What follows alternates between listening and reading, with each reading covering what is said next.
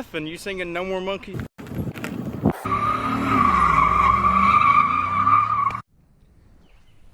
Alrighty, what we got here is a 2015 Chevy Equinox all-wheel drive.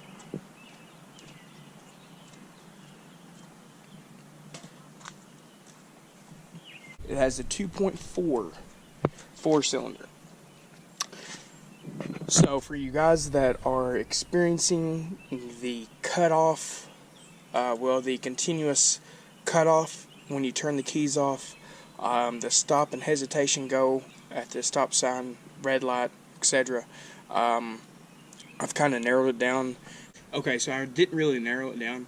I took it to the shop because I've spent quite some time trying to figure out what it was.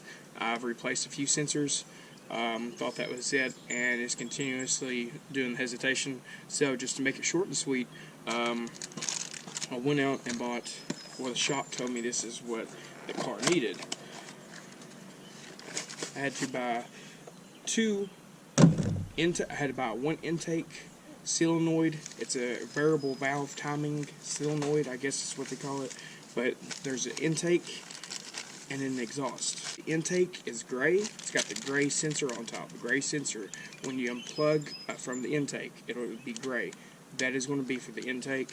And then the black one. The black one is going to be for your exhaust one. It's going to be the one in the main back. I've already replaced the exhaust one, but I'm going to pull them both out and see how they both look. He said it was both of those and a high pressure fuel pump for a four-cylinder for a Equinox. That's what this is. This little doohickey with the spring, gas lines, and a sensor goes literally right in front of your engine. It's tucked in by a cover with a metal bracket. You'll never know it's there until somebody says, hey, behind that is a high pressure fuel pump. Here is my new one. As you guys can see, it looks kind of like a valve spring. Here's my old one. Same thing, valve spring, but it's corroded, it's dirty, it's filthy. Honestly, in my opinion, what I think done that is the flex fuel. Made it corrode up like that. I know it's cleaner. I'm talking about going from 85 to when there's not 85 and using 87. So here's my old one. I've already taken it out. I'll show you how to where it's at. So right here, like I said, in front you'll be able to see this. If you pop your air intake and your valve cover off, you will see that middle bracket. You take two bolts off onto the right, take the bolt up to the top to the left, and then this fuel line. You will have to have a fuel disconnecting tool. Mine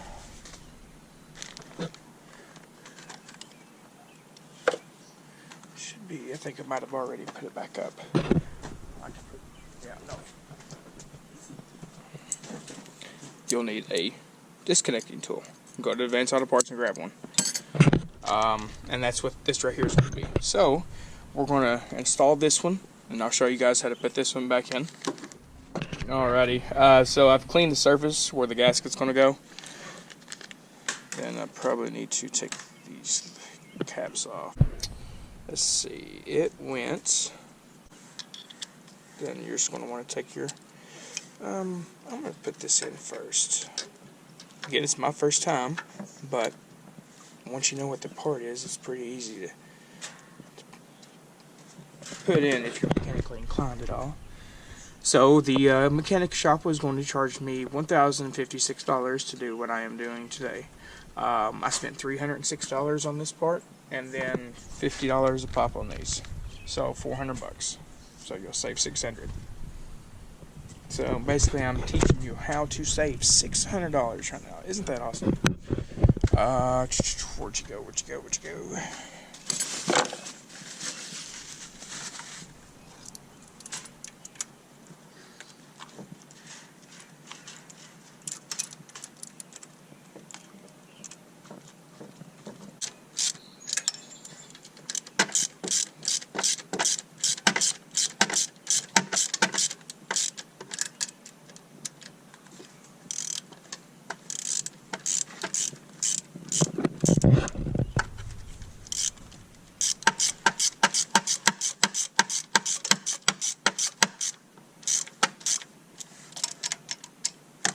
want to work it back and forth. Don't put one bolt in there and then ratchet all the way down. You'll bend it or break it. And the engine block's not going to go. It's going to be your $300 part. And if they see that it's, and if you try to take it back, they won't refund it for you. So, okay, fuel line.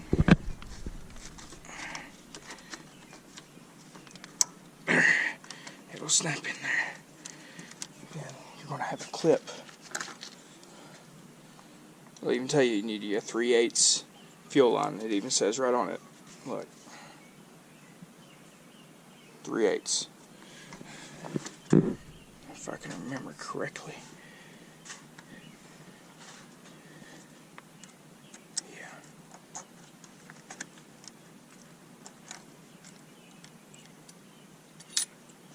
No. Right here. Boom. Teeth marks go inside.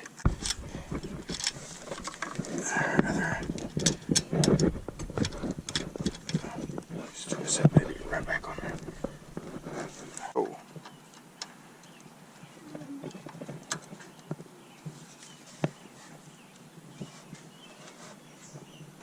Yeah. Make sure that baby's tight now, y'all. You guys gotta make sure these are tight.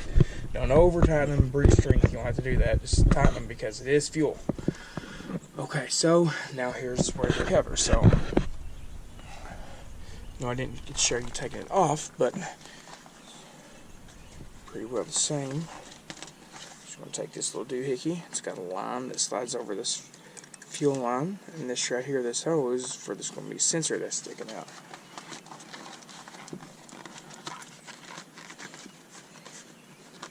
Boom.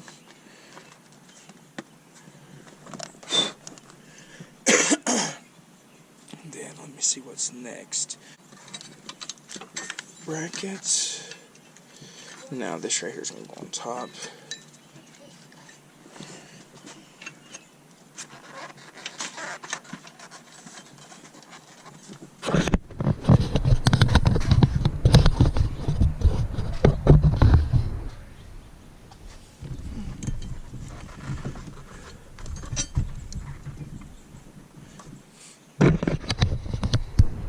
I always like to use a little magnet bolt. Keep these puppies. These. Ooh, I got my tool. Now these are going to these two top bolts. You see, I'm not going to use these because those are for the old one. The new one automatically comes with ones in them.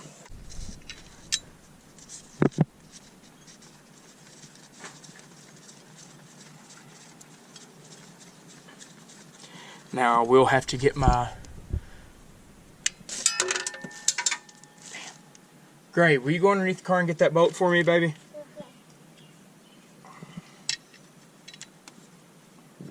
Now, what I was saying is you do have to go and get the engine coat taken off. Hurry. Okay, well get underneath there and get it for me real quick, please. To be straight up with y'all, if y'all have this problem, you're going to want to change your oil ASAP. Oh, thank you. You are going... Okay, that's trash.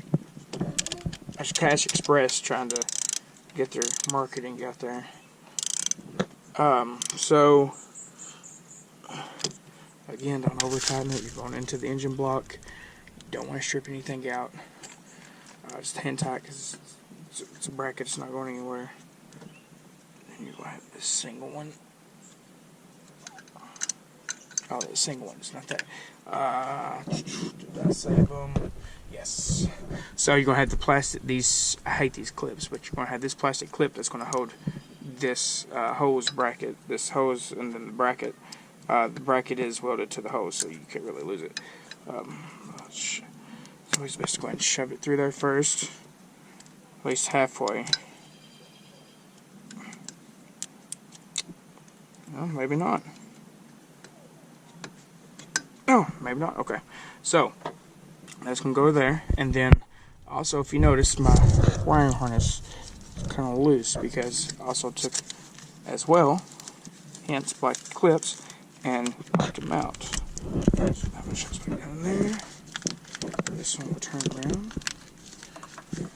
shut back in there. Then here's where you come back to your harness or your wire. Then this way. And then for you guys that's curious why I want this come off, is get you a little small pick and get between this clip because it pushes in and out. You got to get a pick and push it out. Don't force it out because it's made to stay into it. Then you can just push it off.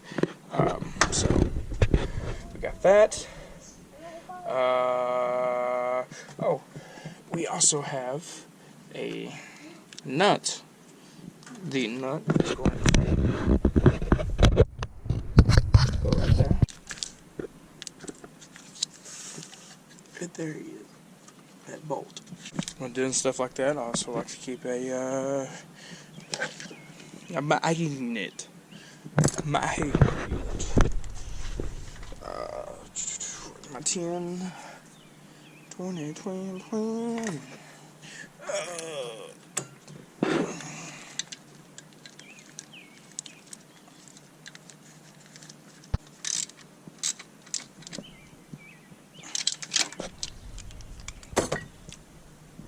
So that doohickey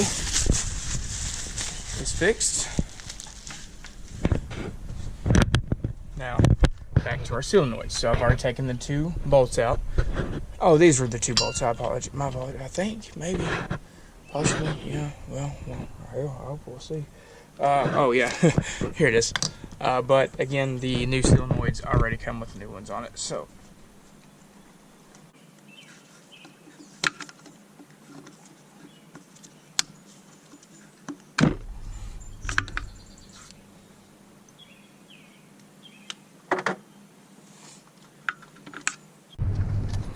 Okay, before that fall, so we got them in.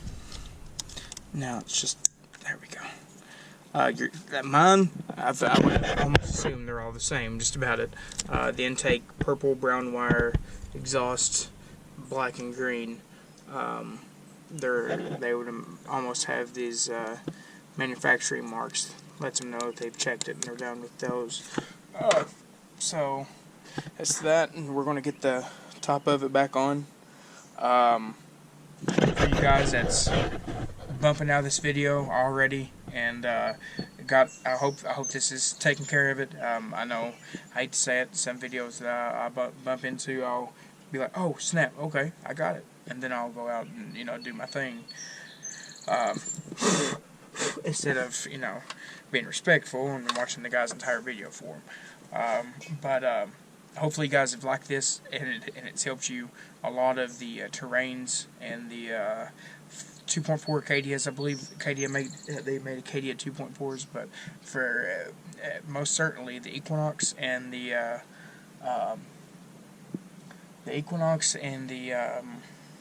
terrain have the same 2.4s in them. So this should work for both for you guys. But I appreciate it. I'm going to go ahead and I'm going to bump the rest of it back on for you guys, just in case you're like, hey, wait, I don't know how to get back from here, which is totally cool. So, let's get the rest of it back on. Let's see. Go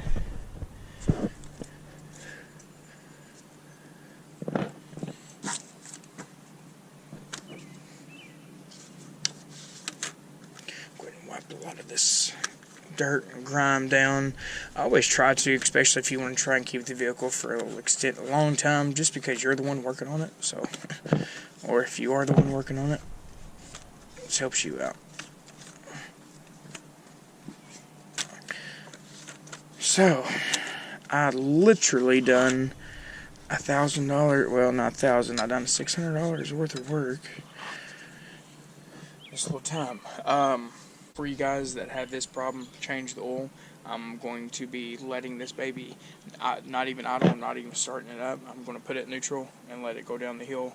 That way I can change the oil, because I don't like changing the oil on a hill, because you're not getting all of the old oil from behind, from the back of the engine block, especially when your filter is like right there. You can't allow it to let it drip down. So that's what we're going to do.